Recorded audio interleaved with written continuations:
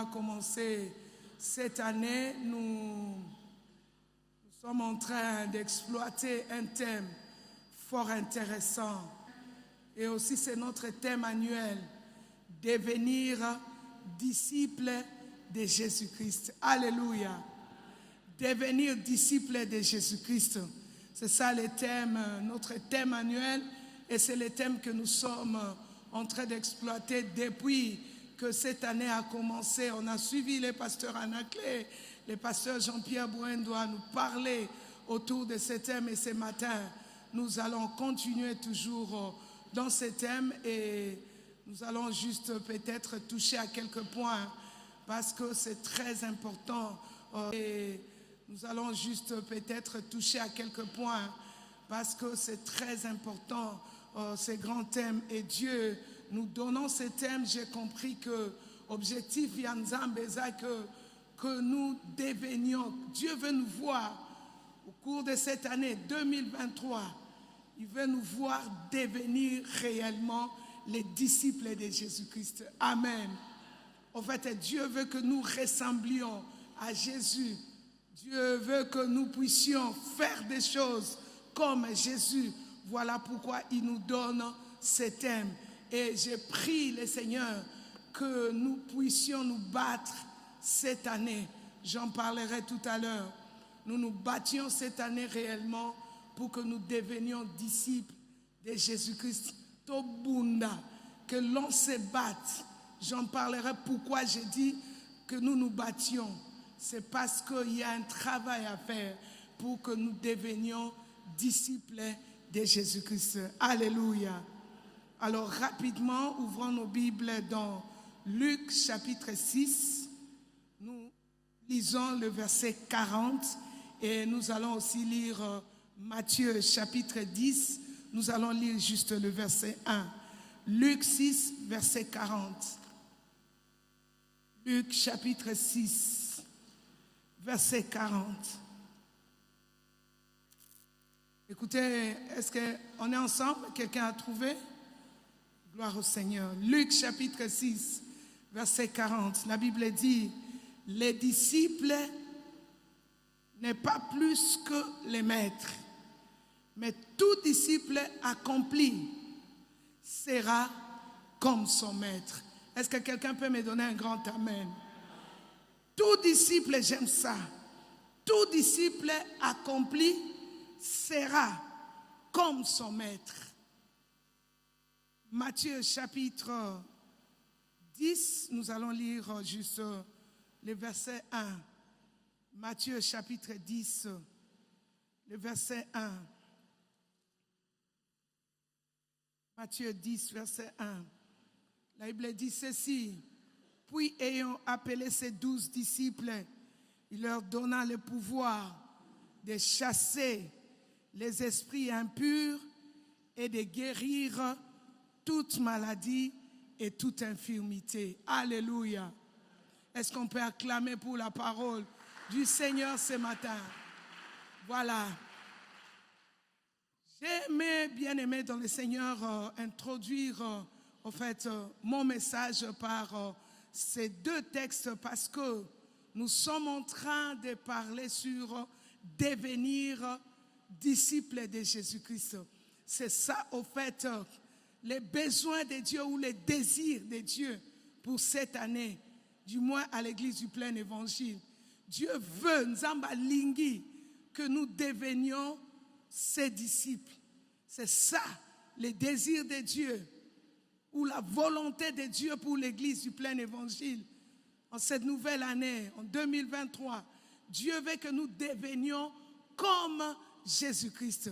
Et j'ai aimé le texte que nous venons de lire dans Luc chapitre 6, verset 40, là où la Bible dit, les disciples doivent faire, donc doit être un disciple accompli, sera comme son maître. C'est-à-dire, un disciple doit devenir comme son maître. Alléluia. Doit faire des choses comme son maître bien-aimé. Pourquoi un disciple? Pourquoi devenir disciple de Jésus? Pourquoi un disciple doit devenir comme son maître? Parce que Jésus-Christ, c'est un modèle par excellence. Alléluia. Oh, est-ce que quelqu'un m'a donné un grand amen? Jésus-Christ, c'est un modèle par excellence. Jésus-Christ, c'est un maître, en fait, l'un des meilleurs maîtres par excellence. Voilà pourquoi, un jour, il n'a pas hésité pour dire à ses disciples, soyez mes imitateurs. Quelqu'un m'a donné un grand amen. Il dit, soyez mes imitateurs. C'est-à-dire, imitez ce que j'ai fait. Faites ce que moi j'ai fait. Comportez-vous comme moi je me comporte. Parlez comme moi je parle. Réagissez comme moi je réagis. Faites des choses comme moi je les fais.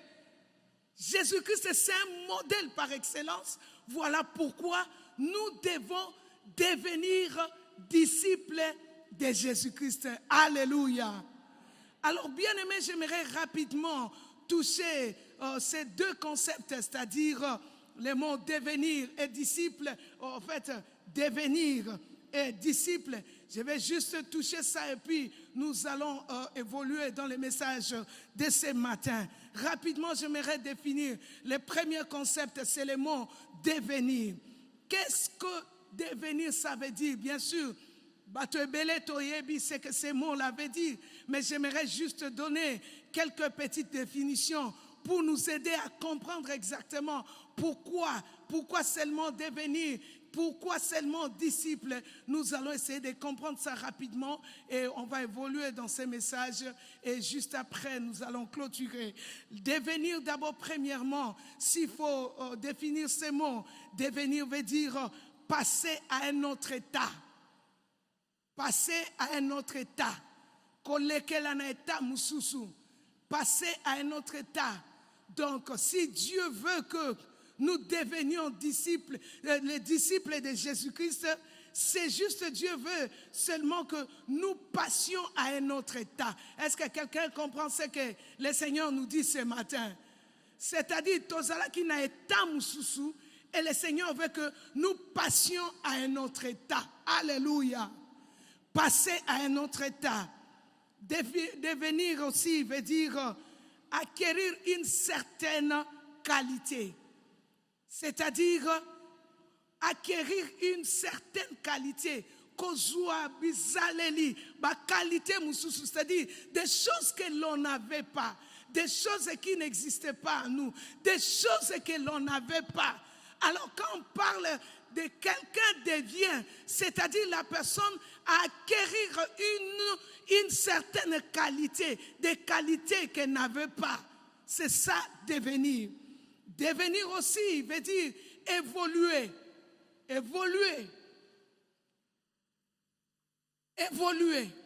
Quand on dit que quelqu'un devient, c'est-à-dire la personne a évolué. Et cette année, telle est ma prière.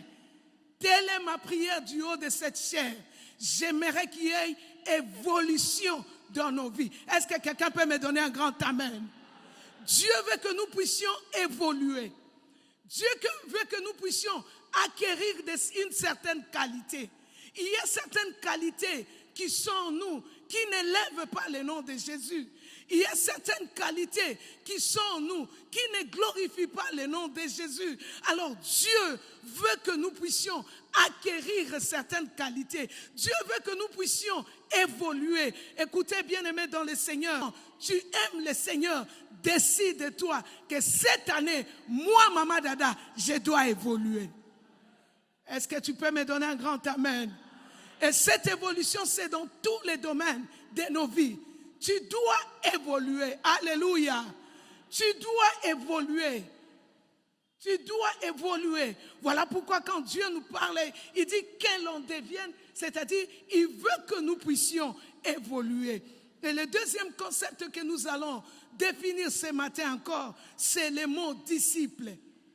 Très important, Papa Bouendo en a parlé, Papa Anaclé aussi en a parlé, depuis que cette année a commencé. Disciple. Oui, les hommes de Dieu ont défini, moi aussi. J'ajoute juste quelque chose pour nous aider à comprendre et à avancer. Pourquoi, bien-aimés, nous sommes au début de l'année. Et si l'on ne martèle pas sur ces choses, alors on a échoué et on n'a pas atteint notre objectif. Parce que l'objectif de Dieu est que moi et toi, nous devenions de vrais disciples de Jésus. Alléluia. Et si l'on ne comprend pas ces choses, on a échoué. On a échoué et aussi on n'a pas aidé Dieu à atteindre ses objectifs. Disciple bien-aimé dans le Seigneur, un disciple premièrement, c'est celui qui suit la doctrine de son maître. Un disciple, c'est celui qui suit la doctrine de son maître. J'ai béni le Seigneur quand je vois tout le monde en train d'écrire. Est-ce qu'on peut acclamer le Seigneur? Ah, c'est comme ça que ça s'est passé du temps de Jésus. C'est celui qui suit la doctrine de son maître.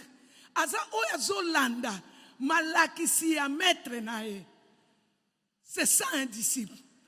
Est-ce qu'aujourd'hui, l'Église suit la doctrine du maître? Point d'interrogation. Si tu veux devenir un vrai disciple, suis la doctrine de ton maître. Alléluia. Fais comme le maître fait. Suis la doctrine de ton maître.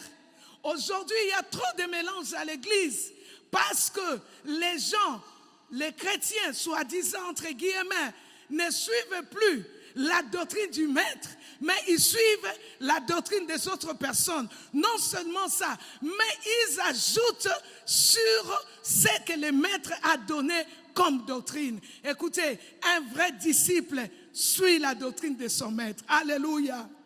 Plein évangile. Si nous voulons devenir des disciples de Jésus, suivons la doctrine du maître. C'est-à-dire, ce que le maître a dit, c'est ce que j'ai fait. Est-ce que quelqu'un a compris ce que je suis en train de dire? Ce que le maître a dit, c'est ce que j'ai fait.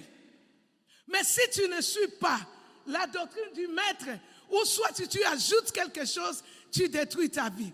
Si je prends l'exemple de Adam et Ève au jardin d'Éden, voyez comment les serpents, en dehors de la doctrine que le Seigneur a donnée à Adam et Ève, le serpent est venu avec une autre doctrine. Il a endoctriné Ève et vous connaissez la suite. C'est lui qui sort ou soit qui va en dehors de la doctrine de son maître, détruit sa vie et détruit sa destinée. Est-ce que tu peux me donner un grand amen? Un disciple, c'est celui qui suit la doctrine de son maître. Un disciple aussi, bien-aimé, c'est celui qui suit l'exemple de son maître. Un disciple, c'est celui qui suit l'exemple de son maître. C'est-à-dire, maître Nanga Salaraboye, moi aussi j'ai fait ça. Est-ce que tu peux me donner un grand amen? Il y a certaines choses que nous voyons sur Internet, on se demande, est-ce que le maître a fait ça aussi? Est-ce que le maître a fait ça? Écoutez, un vrai disciple suit l'exemple de son maître. Il fait des choses comme son maître l'a fait. Il suit l'exemple de son maître. Je n'ai jamais oublié, quand nous sommes allés, Papa Bouendoa, moi et Papa l'accompagnaient à Lubumbashi. Je ne sais pas si Papa Bouendoa le savait, mais moi j'étais en train de voir ce que Papa était en train de faire. Parce que c'était la première fois que j'ai passé, au fait, nous étions dans un même appartement. Tobandé Kola, place Simoko. Et lui ne savait pas que moi j'étais en train de copier ce qu'il était en train de faire. Est-ce que quelqu'un peut me donner un grand amen? Des fois, je le voyais se réveiller. Des fois, nous on était réveillés avec le papa Bouendo, on était au salon. Lui, il était en chambre en train de prier. Lui, il était en chambre en train de méditer. Je dis, waouh, quelle discipline. Là, il y a des choses qu'il faut copier. Un disciple suit l'exemple de son maître. Est-ce que quelqu'un peut me donner un grand amen? Et j'aime un clip, le clip de pasteur Moïse Mbiye. C'est la chanson Influence qui a déjà suivi ça. J'aime ce qui se passe dans ces clips Pasteur Moïse est là et un petit garçon de 10 ans à côté de lui. Quand il met la mousse à raser, les garçons aussi mettent ça. Quand il prend sa chaussure pour brosser, les garçons aussi prennent la chaussure pour brosser. Tout ce qu'il faisait, c'est ce que les petits garçons faisaient. Église, Dieu nous attend dans ces choses. Est-ce que quelqu'un peut me donner un grand amen? Dieu nous attend dans ces choses. Un disciple ne fait que ce que son maître, et il suit l'exemple de son maître. Un disciple aussi, c'est celui qui suit les idées de son maître. C'est celui qui suit les idées de son maître. C'est-à-dire, mon maître a telle idée et c'est ce que je dois faire. Il suit les idées de son maître. Il n'invente pas les idées. Aujourd'hui, nous constatons parmi les disciples de Jésus, il y a de ceux qui inventent des idées. Ils inventent des idées alors que le maître n'a pas fait ça. Le maître n'a pas fait ça. Mais eux, ils inventent des idées. Alors quand vous leur demandez qu'est-ce qu'ils disent, ils disent que non, Christ a dit, vous allez faire même plus que ce que moi j'ai fait. Écoutez, bien-aimés, prendre un serpent, commencer à délivrer le serpent. Est-ce que le maître a fait ça? Oh non, mais répondez-moi. Est-ce que le maître a fait ça? Non. Maître Tikalo Salangote. Je ne sais pas si vous avez suivi ça sur Internet. Un pasteur prêche, il a son long serpent du haut de la chair à délivrer Batunanyoka. Non, le maître n'a jamais fait ça. Donc, nous, on suit les idées du maître. Ce que le maître dit, c'est ce que nous faisons. Les idées du maître deviennent notre partage. Est-ce que quelqu'un a donné un grand amen? Un disciple aussi, c'est celui qui engage. C'est aussi celui qui engage son énergie, sa passion. Il engage son énergie, sa passion, ses activités au service de son maître. Il engage son énergie, sa passion, ses activités au service de son maître, appelé disciple. Il engage son énergie au service du maître. Est-ce qu'aujourd'hui, l'Église a encore des disciples qui engagent leur énergie au service du maître? Il engage son énergie, il engage sa passion, il engage ses activités au service du maître. Aujourd'hui, c'est difficile.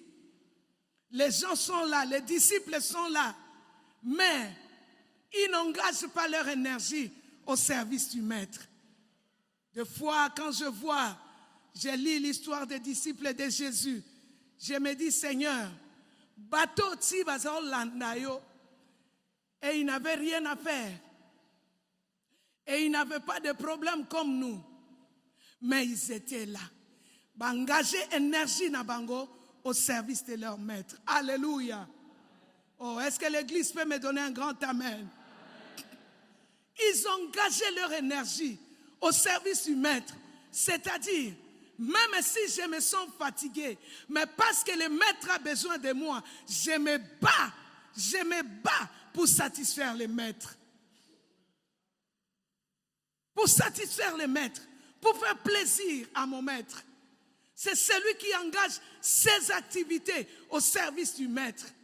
Aujourd'hui, l'Église, je peux dire, comme je le répète toujours, est devenue faible par rapport à certaines choses parce que les disciples n'engagent pas leur énergie au service du maître, ne travaillent pas pour plaire au maître, pour satisfaire le maître. Mais aujourd'hui, l'Église Zanabato, ils travaillent, les disciples sont là, mais ils ne travaillent pas pour le maître, ils travaillent pour eux-mêmes. Église, si nous voulons devenir disciples de Jésus, travaillons, engageons-nous, engageons notre énergie pour le service du maître. Est-ce que tu peux me donner un grand amen? Et la dernière définition du maître, du moins pour ce matin, un disciple, c'est celui qui est attaché à son maître. Voilà, un disciple, c'est celui qui est attaché à son maître. C'est ça un disciple. C'est ça, bien-aimé dans le Seigneur, un disciple. Et si nous voyons très bien, nous allons nous rendre compte que, je ne sais pas, alors que je suis en train de prêcher ou d'enseigner ce matin, intérieurement, alors que j'ai défini le mot disciple, j'ai défini, en fait, devenir. Si tu associes ces deux définitions, tu deviendras un vrai disciple de Jésus-Christ cette année. Alléluia. Travaillons, bien-aimés, j'en parlerai tout à l'heure avant de conclure mon message. Dieu veut que nous devenions disciples de Jésus-Christ. Il veut que nous devenions disciples de Jésus-Christ. Un disciple, il suit les idées de son maître. Un disciple suit la doctrine de son maître. Aujourd'hui, on a introduit des doctrines à l'église que vous n'avez pas l'idée. Je vois certains pasteurs, même les docteurs de la parole, comment ils se battent sur Internet pour arrêter certaines choses. Mais c'est difficile, bien aimé, parce qu'à l'Internet, c'est tout le monde qui devient prédicateur. À l'Internet, c'est tout le monde qui devient conseiller. Parce que mes mégas, c'est mon téléphone, ce sont mes mégas. Tu n'as pas à me dire, tu parles, tu contredis, je viens le lendemain, je recharge le méga, je contredis ce que tu dis. C'est difficile. Mais nous, Église de Jésus-Christ, nous, Église du plein évangile, Dieu veut que si réellement nous voulons devenir des vrais disciples, suivons la doctrine du Maître. Alléluia. Suivons la doctrine du Maître. Il y a des choses que Christ n'a pas fait sur terre. Il y a des choses que Christ n'a même pas mentionnées sur terre. Il y a des choses que Christ n'a même pas, en fait, touchées sur terre. Mais ce que nous voyons aujourd'hui à l'église, parmi les disciples de Jésus, ça nous scandalise. Ça nous scandalise. Des fois, on se pose des questions. Est-ce que le maître a fait ça? Est-ce que le maître a fait ça? Est-ce que le maître a donné une telle doctrine? Église de Dieu, nous devons changer si nous voulons devenir des vrais disciples. Est-ce que quelqu'un peut acclamer pour le Seigneur?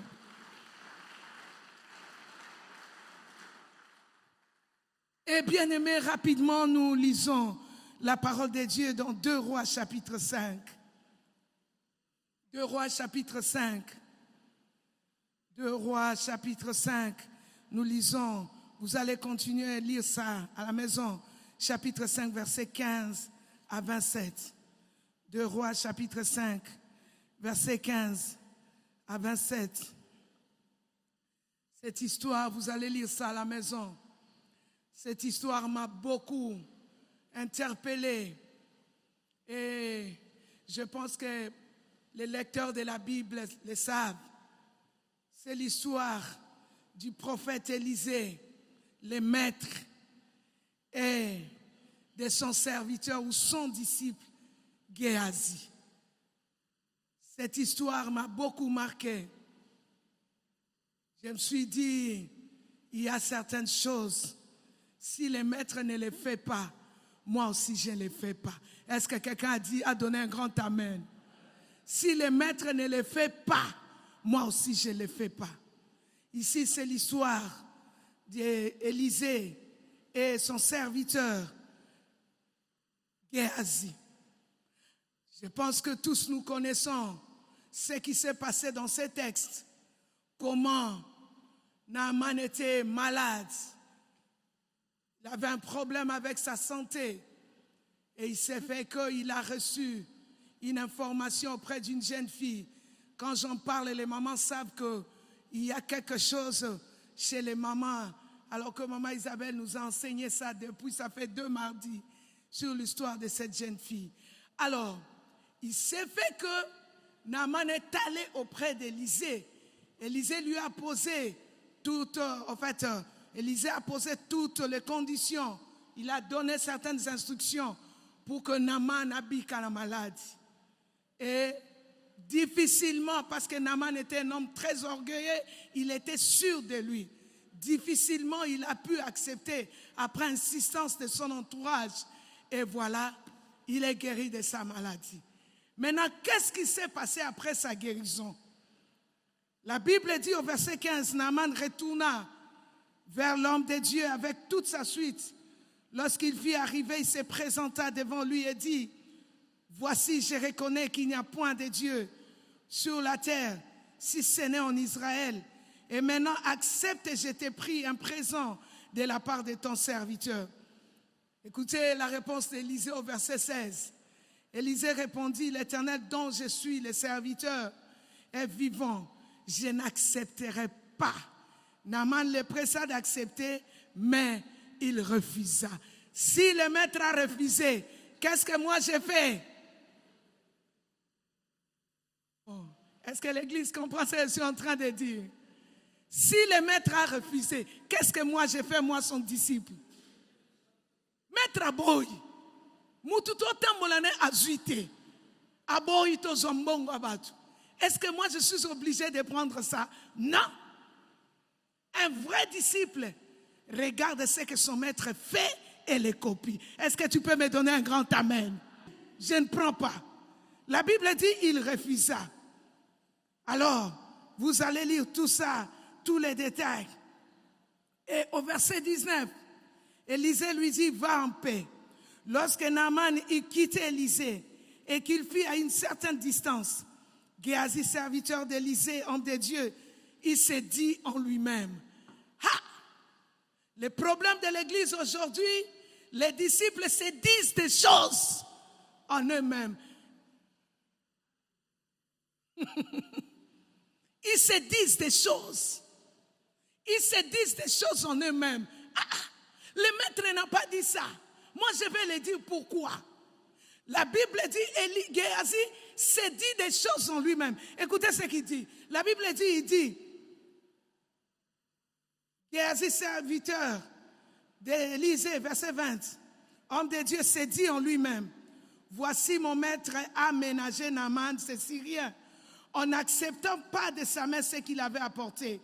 Écoutez ce qu'il ajoute, l'Éternel est vivant, je vais courir après lui et j'en obtiendrai quelque chose.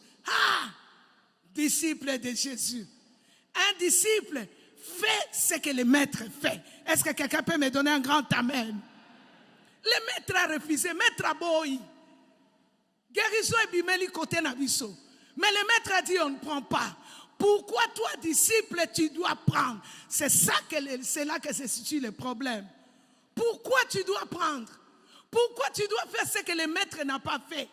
Pourquoi tu dois ajouter des choses que le maître n'a pas dites? Pourquoi? Pourquoi tu dois ajouter? Le maître n'a pas fait ça. Le maître n'a pas dit ça. C'est ça le problème de l'Église. Église du plein évangile. Dieu veut que nous devenions de vrais disciples. Alors, faisons ce que le maître fait. Copions ce que le maître dit. Si le maître n'a pas dit ça, moi je ne le ferai pas. Je n'ai pas entendu mon maître critiquer. Moi aussi je ne le ferai pas. Oh, je pensais qu'on allait me donner un grand amen. Je n'ai pas entendu le maître faire ça. Je n'ai pas vu le maître faire ça. Moi aussi je ne le ferai pas. Alléluia. Alléluia. Et Géasi s'est dit en lui-même, non, je dois quand même, au moni, tosali musala, tosali quand même musala munene, il nous faut quand même. Comment kobo yandengwana? Écoutez bien aimé, même si vous étiez venu à pied et qu'on vous donne quelque chose, si le maître a dit on ne prend pas, rentrez à pied. Est-ce que quelqu'un m'a donné un grand amen? Et au verset 21, la Bible dit, et Géasi courut après Naaman, le voyant courir après lui, descendit de son char pour aller à sa rencontre. Il répondit, Élisée, au fait Naaman lui dit, tout va-t-il bien? Au verset 22, il répondit, tout va bien mon maître, tout va bien. Mon maître m'envoie te dire, voici il vient d'arriver chez moi, 2 jeunes gens de la montagne d'Éphraïm, d'entre les fils des prophètes. Donne pourrais-je t'en prie 1 talent d'argent et 2 vêtements. Naaman, vous allez lire tout ça. Et arrivé à la colline, Géasi les prit. Il prit tout ce que Naaman lui a donné et les déposa dans la maison. Il se cache. Non seulement il est allé mentir, il y a de ses disciples qui vont mentir au nom de son maître. Écoutez, Église, si nous voulons devenir des vrais disciples, arrêtons de mentir au nom du maître. Arrêtons de mentir au nom du maître. Est-ce que tu peux me donner un grand amen? Arrêtons de mentir. Non seulement il a, au fait, pratiqué ce que le maître n'a jamais pratiqué, mais aussi il a ajouté encore les mensonges. Oh non, le maître a dit, il y a 2 jeunes qui viennent d'arriver. Voilà. Église de Jésus-Christ, aujourd'hui les disciples sont détruits à cause de ces choses. Si mon maître ne le fait pas, je ne le ferai pas. J'ai toujours dit du haut de cette chair, nous de l'église du plein évangile, nous avons notre éducation spirituelle. Est-ce que quelqu'un peut me donner un grand amen? Il y a des choses que moi je n'ai pas vu le pasteur Chibambe le faire, je ne le ferai pas. Est-ce que même si tu ne me donnes pas un amen, moi-même je dis amen. Je ne le ferai pas. Dans d'autres églises on le fait, oui. Mais si lui-même je ne l'ai pas vu faire ces choses, non, ça l'angoté. Si Christ n'a pas fait ces choses, pourquoi nous, les disciples de Jésus, nous devons faire ces choses?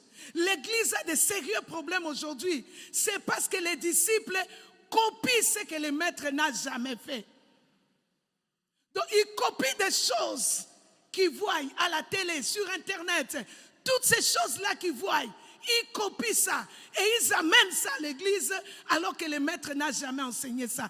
Un vrai disciple, c'est celui qui suit la doctrine de son maître.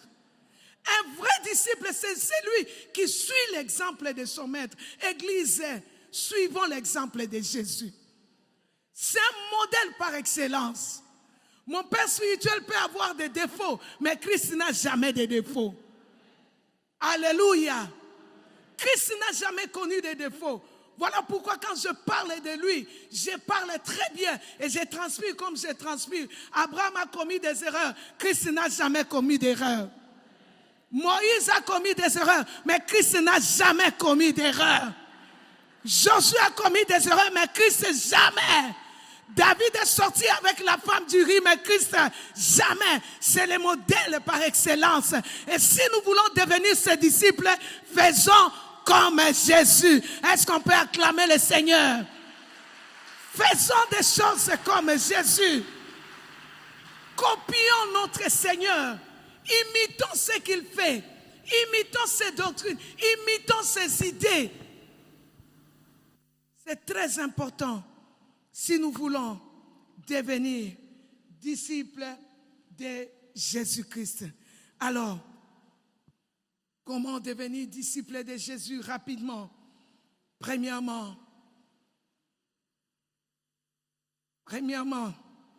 nous lisons dans Jean chapitre 1, verset 12. Jean chapitre 1, verset 12. La Bible dit ceci. Jean chapitre 1, verset 12. Très important. Je peux même lire ça sans ouvrir ma Bible. La Bible dit, mais à tous ceux qui l'ont reçu, à ceux qui croient à son nom, qu'est-ce que la Bible dit? Elle a donné le pouvoir de devenir enfants de Dieu. Alléluia. Donc, la parole qui est Christ a donné le pouvoir à tous ceux qui l'ont reçu, à ceux qui croient en son nom. Cette parole-là leur a donné le pouvoir de devenir. De devenir. Très important, parce qu'il s'agit de devenir. Pour que ces gens-là deviennent enfants de Dieu, il y a eu 2 choses. Ils devraient recevoir et croire. Donc un travail. Est-ce que tu peux me donner un grand amen? Pour qu'ils deviennent, ils devraient recevoir, premièrement, et croire. Parce que c'est clair, c'est la Bible qui le dit, c'est pas moi. La Bible dit à tous ceux qui l'ont reçu, à ceux qui croient en son nom, elle leur a donné le pouvoir, la parole, de devenir enfants de Dieu. C'est-à-dire, ils ont commencé par recevoir cette parole, ils ont cru, et cette parole est sali bango bakoma bananzam. Qu'est-ce que je vais nous dire par là? Si nous voulons devenir disciples de Jésus-Christ, premièrement, il y a un travail à faire. Est-ce que tu peux me donner un grand amen? Il y a un grand travail à faire. Il y a un effort à fournir. Et c'est ce que je vais nous donner rapidement parce que je suis en train d'atterrir. Il y a un effort à fournir. Premièrement, il faut s'asseoir au pied du maître. Il faut s'asseoir au pied du maître et l'écouter. Assieds-toi auprès du maître. C'est ça le grand travail. Dieu ne le fera pas à notre place. Pour que ces gens, dans Jean chapitre 1, verset 12, deviennent disciples de Jésus et Dieu. Dans Jean 1, 12, ils ont reçu et ils ont cru. Voilà pourquoi ils sont devenus enfants de Dieu. Donc, ils ont fourni un effort. Ils ont travaillé. Basali Moussala. Basali Parna Bango. Écoutez, bien-aimés, il y a certaines choses, Dieu ne les fera pas à notre place. Est-ce que quelqu'un peut me donner un grand amen? Dieu ne le fera pas à notre place. Tu veux devenir disciple de Jésus? Travaille. Salam Salah. Qu'est-ce que tu peux faire? Assis-toi au pied du maître et suis ses enseignements. Écoute ce que le maître dit. Très important. Aujourd'hui, qu'est-ce que nous ne voyons pas? L'église est séchée. Les mercredis, les vendredis, l'église est séchée. Batubazoyate. Écoutez, si tu veux devenir, je vous donnerai un jour, je pense que les autres serviteurs viendront après moi pour nous donner les avantages de devenir disciples de Jésus. Il y a des avantages. Est-ce que tu peux me donner un grand amen? Écoute bien aimé, assis-toi au pied du maître. C'est un travail. Dieu ne viendra pas te prendre comme ça. Comme je prends ce papier mouchoir. Il y a certaines choses, Dieu ne les fera pas. C'est moi et toi qui devrions faire cet effort. Alléluia. Viens à l'église. Viens suivre les enseignements. Oh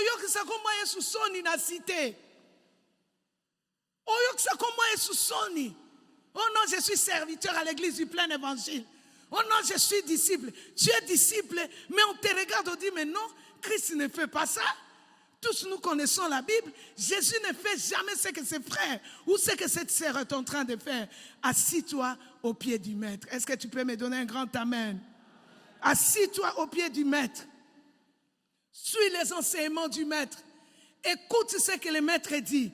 Et là, vous allez écrire Marc chapitre 6, verset 39 à 40. Et Matthieu chapitre 5, verset 1 à 2. Vous allez suivre ça. Comment Christ, dans ses habitudes, il ne donnait jamais des enseignements aux gens qui étaient debout. Souvent, il les faisait asseoir. Est-ce que tu peux me donner un grand amen? Vous savez, si quelqu'un, debout, allez à Ango Bienté. Sauf Vandi, tu as le temps. Tu prends ton temps parce que tu es assis. Mais quand tu manges debout, il faut t'asseoir au pied du maître et l'écouter. Alléluia. À un certain moment, lui-même s'asseyait. À un certain moment, il disait aux disciples, asseyez-vous. Mettez-vous, vous allez suivre des enseignements. Mais le disciple de Jésus, debout, Nini, ate, au moment où on a boire internet, mon cher pesa ngona boire kango. Non, un disciple avant d'aka azoka maître. Est-ce que tu peux acclamer pour le Seigneur? Assis-toi, écoute le maître. Assis-toi, suis les enseignements du maître. Viens à l'église, viens aux enseignements. C'est très important. Deuxième des choses, pour que nous puissions terminer, il faut mettre en pratique les enseignements du maître. Si tu veux devenir un vrai disciple, mets en pratique les enseignements du maître. Vous allez lire dans Philippiens chapitre 4, verset 9, et Jean chapitre 13, verset 14 à 17. J'aime ce texte. Paul est en train de dire aux Philippiens, ça j'ai aimé, Philippiens 4, verset 9. Paul dit, ce que vous avez appris, reçu et entendu de moi, et ce que vous avez vu, pratiquez-les. Est-ce qu'on peut me donner un grand amen? Pratiquez-les et le Dieu de paix sera avec vous. Celui qui pratique les enseignements du Maître, le Dieu de paix sera avec lui. Alléluia. Oh, les jours où on va parler des avantages d'être disciple de Jésus, tu vas aimer. Celui qui s'assied auprès du Maître, le Seigneur est avec lui. Donc Paul insiste, pratiquez ce que vous avez reçu et ce que vous avez entendu de moi. C'est très important. Et dans Jean chapitre 13, versets 14 à 17, Jean 13, versets 14 à 17, la Bible dit ceci. Si donc je vous ai lavé les pieds, moi le Seigneur et le Maître, vous devez aussi vous laver les pieds les uns les autres, car je vous ai donné un exemple afin que vous fassiez comme je vous ai fait. N'est-ce pas, Papa Bouendoa? Je vous ai donné l'exemple afin que vous fassiez comme moi je vous ai fait. Et écoutez la suite, la Bible dit, en vérité, je vous l'ai dit, le serviteur n'est pas plus grand que son Seigneur, ni l'apôtre plus grand que celui qui l'a envoyé. J'aime le verset 17. Il dit, si vous savez ces choses, vous êtes heureux pourvu que vous les pratiquiez. Mais pourvu que vous les pratiquiez. Alléluia. Pratiquez ce que vous apprenez au pied du Maître. Très important. Géasi n'a pas pratiqué ce qu'il a vu son maître faire. Et Géasi a mal fini. Élisée a dit, la lèpre qui était sur Naaman descendra sur toi. Parce que tu n'as pas pratiqué ce que le maître a dit. Tu n'as pas fait ce que le maître a fait. Vous savez, tu peux t'entêter aujourd'hui aux choses de Dieu. Tu t'entêtes. C'est bien, c'est pour toi seul. Mais n'oublie pas que ce que tu fais s'attachera à ta génération. Géasi s'est entêté seul. Il a volé seul. Il a désobéi aux instructions du maître seul. Mais il a mal fini. Non seulement lui-même, mais même sa génération. Fais très attention à ce que tu fais. Est-ce que tu peux me donner un grand amen? Et le dernier point, l'avant-dernier bien sûr, il faut éviter de marcher dans l'hypocrisie. Un disciple de Jésus ne marche pas dans l'hypocrisie. Alléluia. Si tu veux devenir disciple de Jésus, évite de faire l'hypocrisie. J'en parle toujours quand je touche à ce point. Hypocrisie veut dire hypocritos en grec. Et hypocritos veut dire comédie. J'en parle toujours. Il y a de ces disciples qui font la comédie à l'église. Ils sont auprès du maître, mais ils font la comédie. La comédie, c'est quoi? Moi, Maman Dada, ici, je suis servante à l'église. Mais à la maison, je suis une autre personne. Écoutez, je travaille avec le pasteur Chibambe, mais au fond de mon cœur, je sais ce que je dis de lui. Je critique les pasteurs à côté. Je critique les pasteurs Anaclé à côté. Je critique mes collaborateurs à côté. Ça, c'est vivre dans l'hypocrisie. Le maître enseigne, je fais semblant de dire amen, mais au fond de mon cœur, je sais ce que je fais derrière son dos. Écoutez, si tu veux devenir vrai disciple de Jésus, arrête de marcher dans l'hypocrisie. Élisée ne connaissait pas exactement qui était Géasi, mais juste devant Mbongo, il a découvert. Heureusement qu'il avait l'Esprit de Dieu. Voilà pourquoi j'ai prié pour que les leaders aient l'Esprit de Dieu, comme je le dis toujours, des yeux prophétiques pour savoir qui est réellement avec lui, qui est réellement un vrai disciple. Est-ce que tu peux me donner un grand amen? Géasi hypocrite. Oh, Géasi un matérialiste. Mais Élisée ne le savait pas. Ils étaient ensemble, mais Élisée ne le savait pas. Écoutez, bien-aimés, arrête de marcher dans l'hypocrisie si tu veux devenir disciple de Christ. Donnez-moi un grand amen. Et le dernier point, développer, une vie de sacrifice et d'humilité. Développe une vie de sacrifice et d'humilité. Développe une vie de sacrifice et d'humilité. C'est très, très important.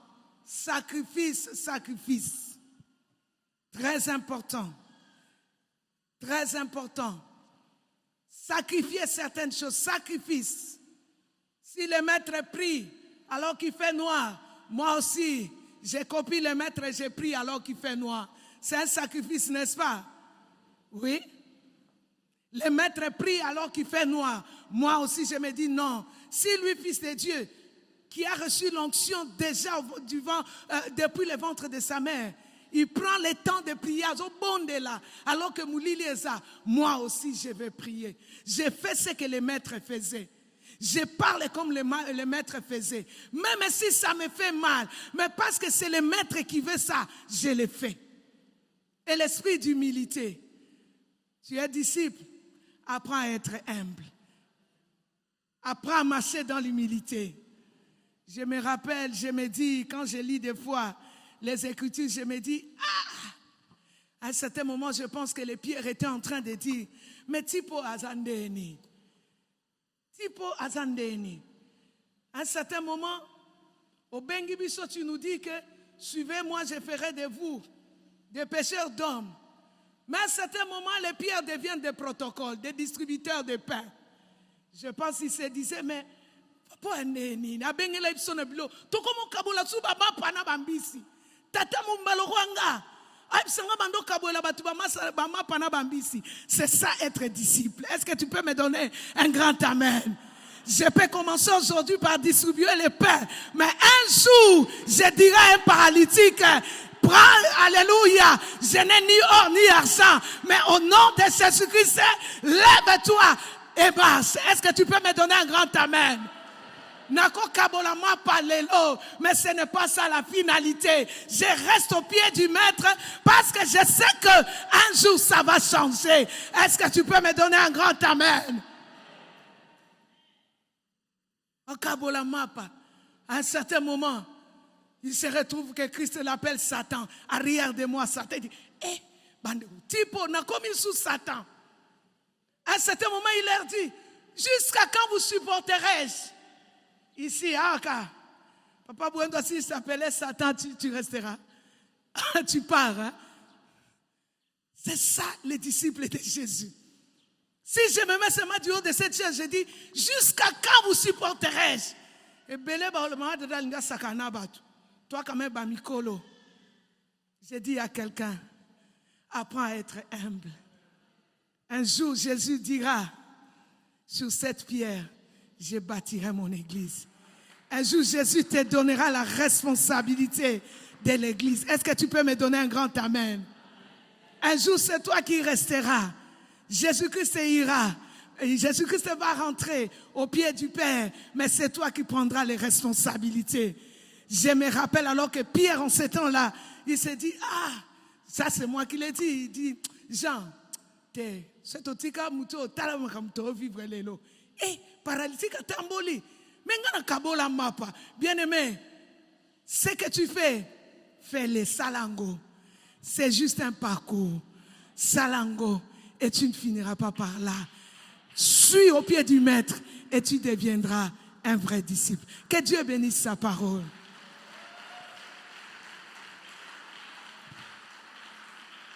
Bien-aimés dans le Seigneur, inclinons nos têtes dans la prière. Inclinons nos têtes dans la prière, bien-aimés. Incline ta tête dans la prière.